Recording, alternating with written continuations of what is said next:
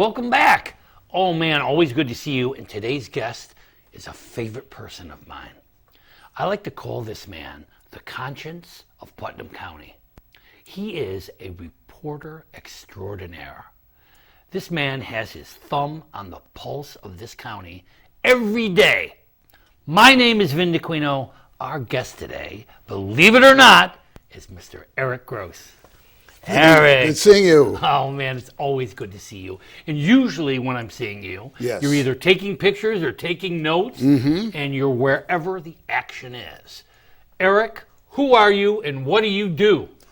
I've been doing this for 55 years. 55 years, God bless you. Love every minute of it. All in the same place. All in the same place. Wow. Love every minute of it, be it a sad event, a happy event, a school event. So you are a reporter for the Putnam Courier. Correct. And has it always been the Putnam Courier? It's always been the Putnam Courier, except for a short time where it was called the Putnam Courier Trader. Oh, wow. The paper had been sold a number of times over the years. But still the same paper, and still the same that's paper. the only paper you worked for. Better than ever, by the way. Wow, unbelievable. Yeah. Unbelievable. And you get around the county, and you tell the county's story.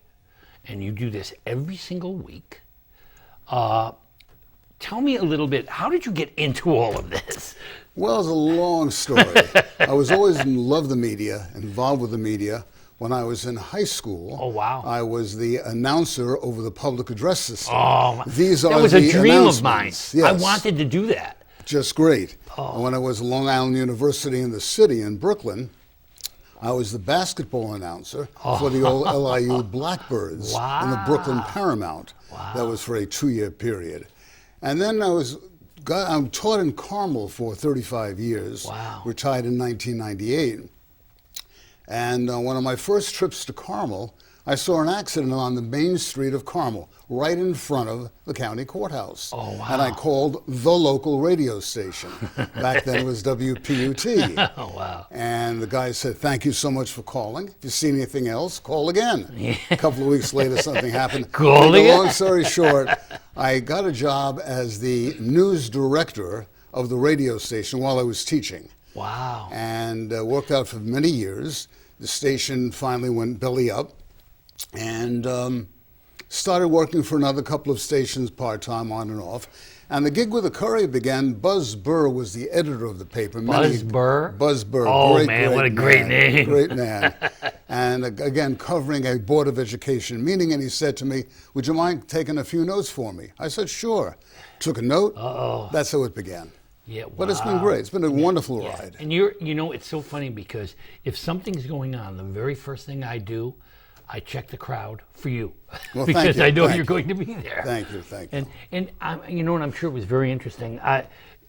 Unfortunately, the last time we were together, yes, I was getting an award at the birthday of the county. Yes. And for the new book, The Patriot Hero. And I was sitting there, and you were sitting right across from me. We've done that several times over the years. Sure. And when it was over, I expected you to come downstairs and share birthday cake. And I didn't see you. And I didn't understand, because usually that's where you would be. I also noticed that Mary Ellen Odell and a few of the other officials were not there. Right. When I did see you, the look on your face, you looked as if you had seen a ghost. And in a way you did. That was the day we lost Judge Reese. Tell me a little bit about that day. He was a wonderful man. He was an incredible man, Yeah. really. People have talked about this so many times since Jim's passing. And the day he died on the bench. On the bench. On the bench. So amazing. And, this is what he loved. Yep. Man didn't suffer. No. And he had this massive coronary, and that was it. Yeah. But the effect of this community, of this county, thousands of people. There were 5,000 people my God. who attended his wake. Wow. Over 700 people at the funeral. Wow. On that pouring, rainy Tuesday. Yeah, it was a horrible day. A horrible day. And as I said in the story, it was tears from heaven. Yeah. Oh, wow. You know, it was Yeah, just that's an wonderful. incredible community showing.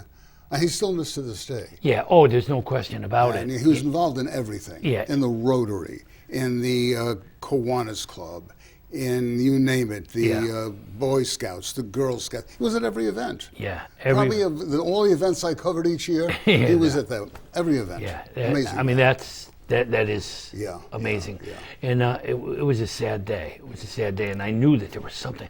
God, I saw your face, and I said, something just happened. Yeah. And I had no idea. And then when I got home, it was all over the news Yeah. already. Yeah. I mean, it didn't take long for people to realize that something it like happened. that, yeah. So you really are out there. My favorite Eric Gross quote Okay. is I asked you one time, I said, Eric, do you have to go to a lot of meetings? And your answer to me was, Vin, I've said the Pledge of Allegiance more times than any man I've ever known. That's the truth. That's the truth. You are at more meetings Yeah. where they begin these meetings with Pledge Allegiance. That's right. And for all different kinds of reasons. So you have been so amazingly active. I have to ask you, Yeah. is there any particular story that stands out in your mind over all these years? Any particular story, and probably one of the favorites was many, many, many moons ago. There was a political gathering. This was the time when the impeachment of President Nixon. Oh, wow. And Jerry Ford was the interim president at Yeah. that time. And Ham Fish, who was probably one of the greatest political leaders this county has ever seen, Yeah. congressman. He lived in the Garrison area of Putnam County. And there was a gathering over at a country club in Yorktown Heights. And the national media at the time was there covering Jerry Ford. So the local media, there were 4 or 5 of us, we sat down, we're supposed to have dinner with the president and the congressman. And we get to the table, and there is a basket of rolls, 5 glasses of water, and a little plate of olives. That was the dinner, because the National Press Corps, they ran out of food. Oh, the my National God. Press Corps got our meals. Oh, So Ham was so embarrassed by this whole thing, the people who covered him regularly, not the National Press Corps, yeah. he brought Jerry Ford over to the table. We all had our photograph taken with Jerry Ford and Ham Fish. That was worth more than a chicken dinner, let me tell you. Yeah. That will tell you. But that was one of the favorites. wow, that was wild. Most recently, I interviewed a gentleman from Mayapack who graduated from Mayapack High School in 1961, who, in the 50th anniversary of the moon landing, he was the backup for Buzz Aldrin. Oh, my God. And he actually tested Aldrin's spacesuits. Oh, my God. Pressure. Holy And cow. again, just things like that just stand out. But it's the everyday stuff, too. Yeah. Activities in schools. Yeah. The emergency services I love. I'm very involved with that.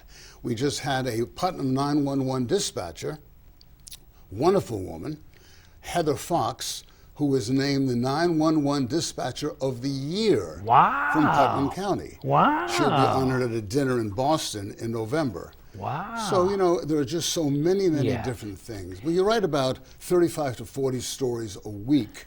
I know. Multiply that I mean, times years. You wake up in the morning and say, whoa, I wonder what's going to happen today. But you just never know. You never know. You never know. See, that's the exciting part. That's the Exactly. part that I miss not having done. Mm-hmm. I did, you know, I did think about what it would be like to be a reporter, you know, and I wanted to be, you know, it's funny because when I was growing up, doctors, especially our family doctor, were ambulance chasers.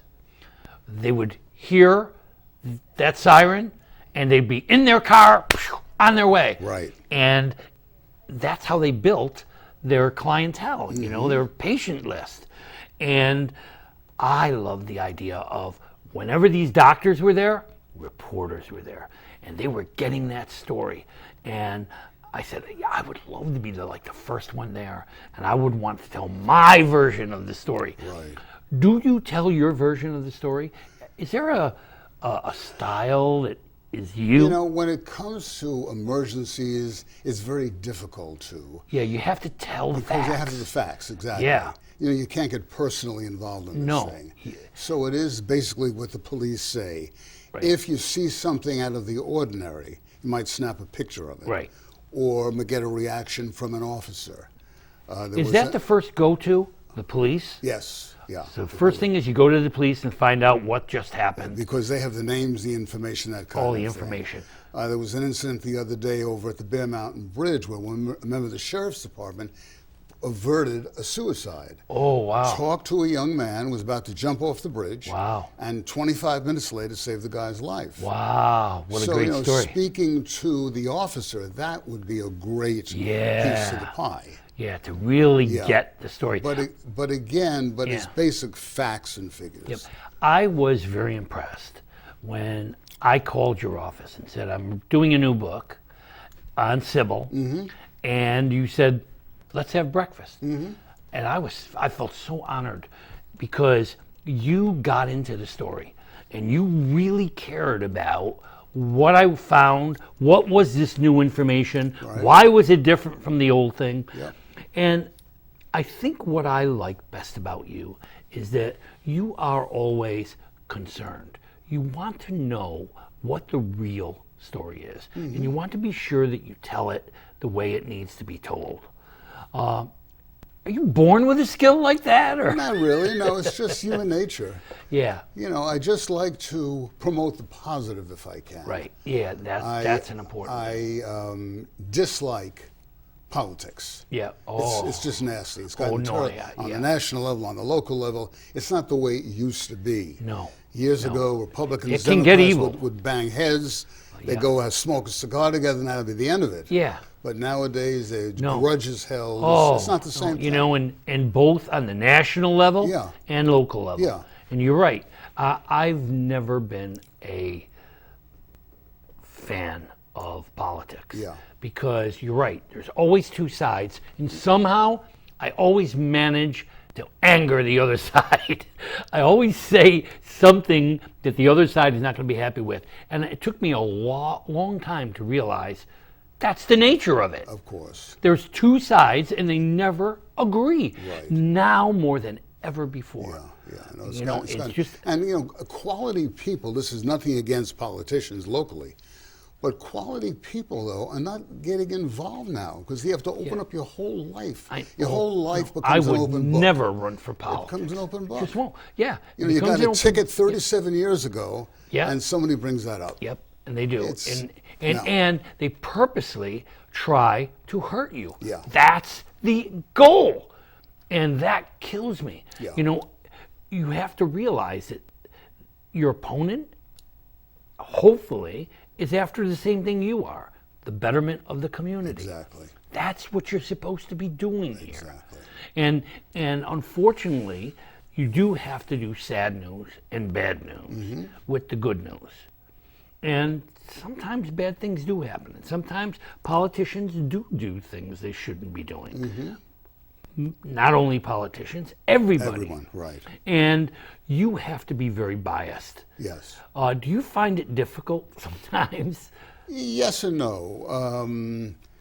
If somebody makes an honest mistake, and if they'll fess up to it, if they'll admit it, okay, fine, we all make mistakes. Okay, it was a bad mistake. But to deny something or lie about something or twist the truth. It's two bad mistakes. Yeah, exactly. Then it just sticks in your craw. Yeah, and it hurts. Yeah. And sometimes you do have to tell the story. Are there sometimes stories that you wish you didn't have to report? Sure. Yeah. It bothers me when young people get into trouble. Yeah. I was a teacher for many years, and you work with these kids for all these years. And again, kids make mistakes. They make mistakes. If it's a major mistake, you have to report on it. If it's something of a minor nature, again, many kids get picked up for DWI or minor drug offenses, things like that. Yeah. But you just hope that today's young person will straighten out. Yep. When I was working on Hauntings of the Hudson River Valley, and I had to tell George Denny's story. Now, you remember George Denny was the only person ever to hang. Yes. In Putnam County. Putnam County, yeah. And he was hanged right behind the courthouse. The courthouse. Yeah.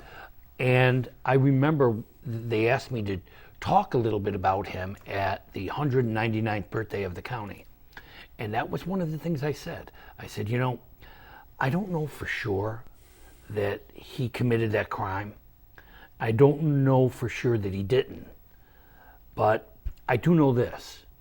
As a county, we have got to never walk our children to the gallows and continue to walk the Sybil Luddingtons to their pedestals. Right.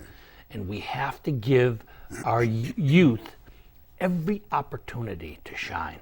Mm-hmm. And sometimes, and I hate to say it, but sometimes I look at the newspaper and I say, where is the good kid in here? There are kids out there doing something wonderful all the time. That's one of the things that I like to focus on in the paper, is the positives of young people. The kids doing the good things, the activities in school, the clubs, things like that. These kids deserve more credit than the bad kids. And the Sean Callahans. Yes. Remember Sean? Of course. Sean, at 12 years old, here's a kid with cancer, fighting to help people with cancer. He wrote this wonderful book, Don't Give Up, and he didn't.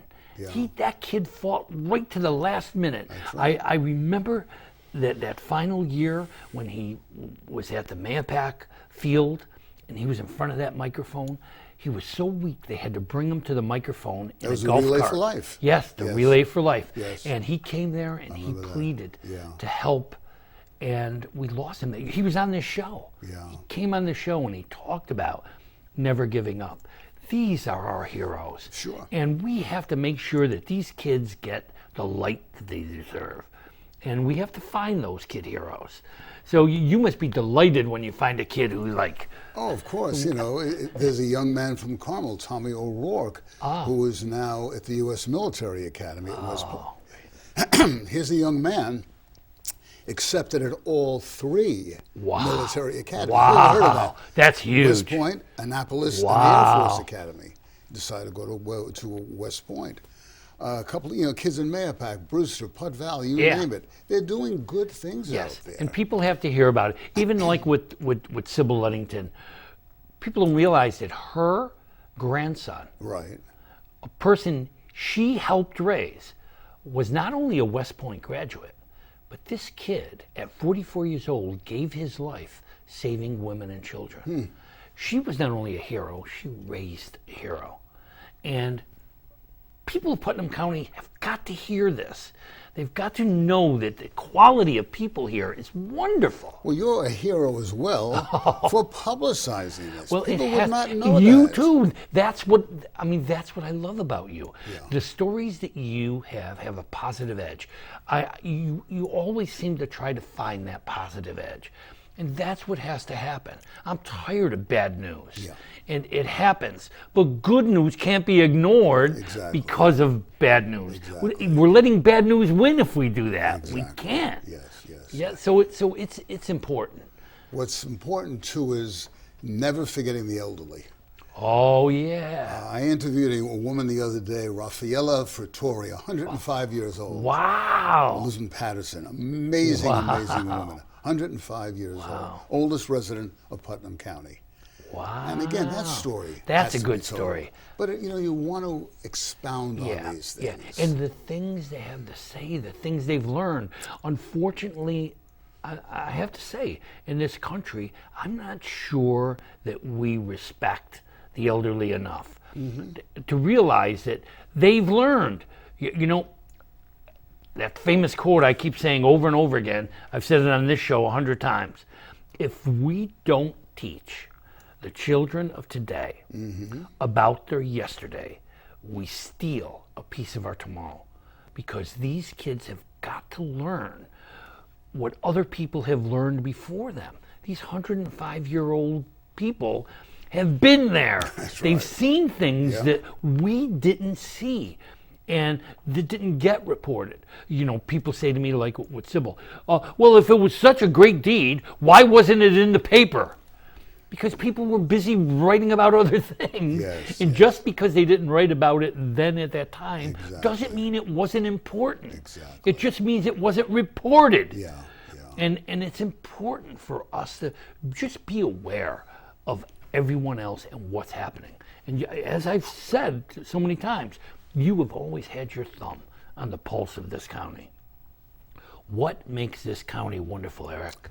What makes it the people of the county? The people. We have a potpourri of residents. The immigrants are moving in now. Yes, they are. Large population.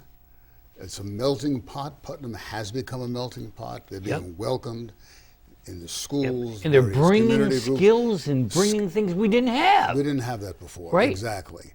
The veterans, they've been here for many years. Yep.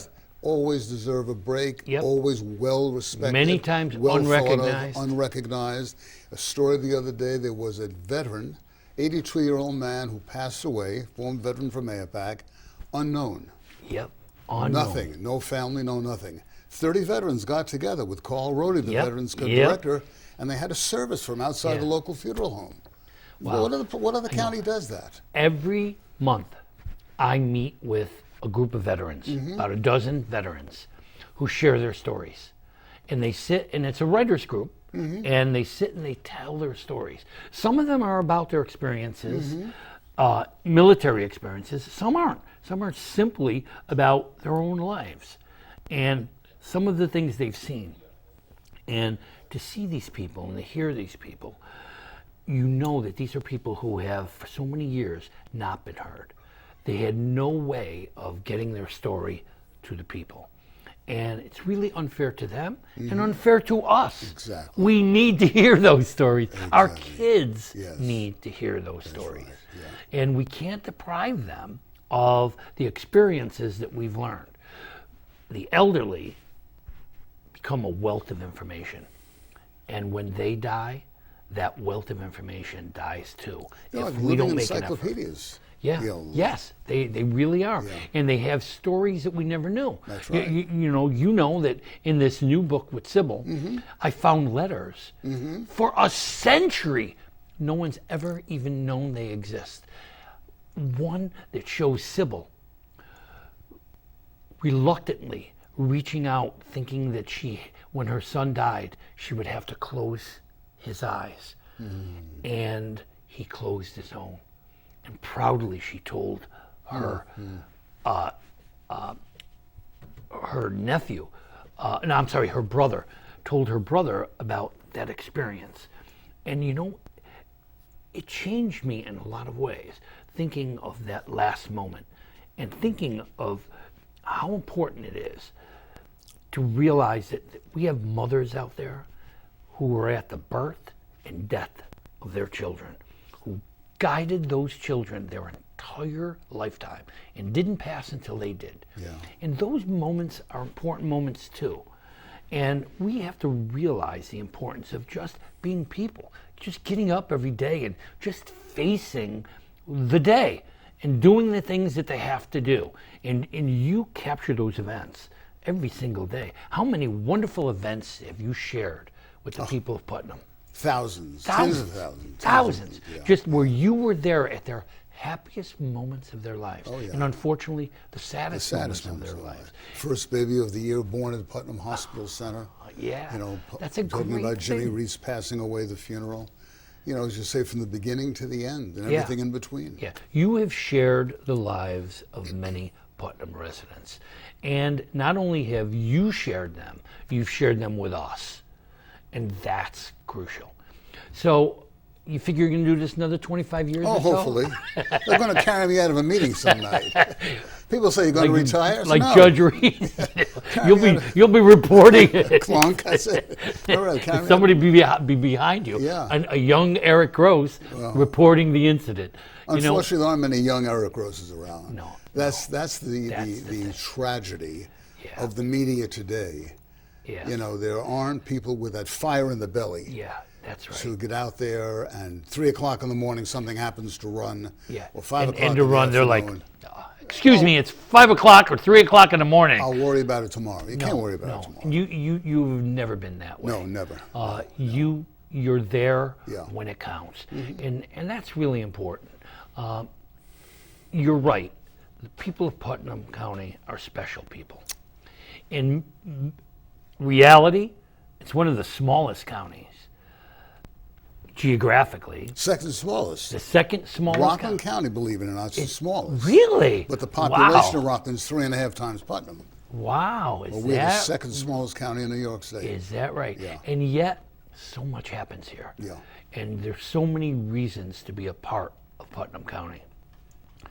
Eric, you have been a part of this county for a long time. I love what you do. Thank you. What you do is meaningful. It's important. You have to keep doing it. Any final words that you want to give to these people about being a resident of Putnam County? Get involved. There Get you go. involved in your community. I know it's difficult. Many people are working 2 and 3 jobs. Join the fire department. Join the ambulance corps. Yep, the Join Rotary Club, whatever. Just Exactly, but get involved.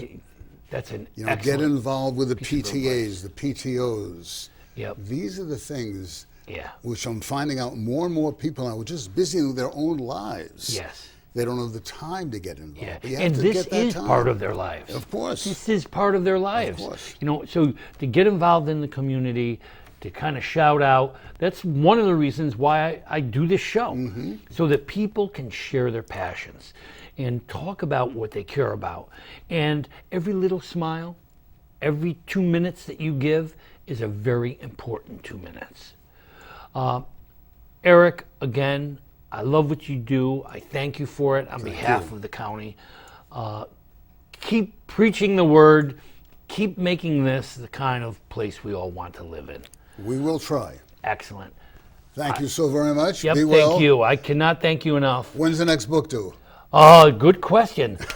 We may have Hauntings of Putnam County coming Uh-oh, soon. all right. We're still working on that a little bit. Give me a call. Buy a breakfast again. Oh, there you go. Oh, that's a deal. Be well.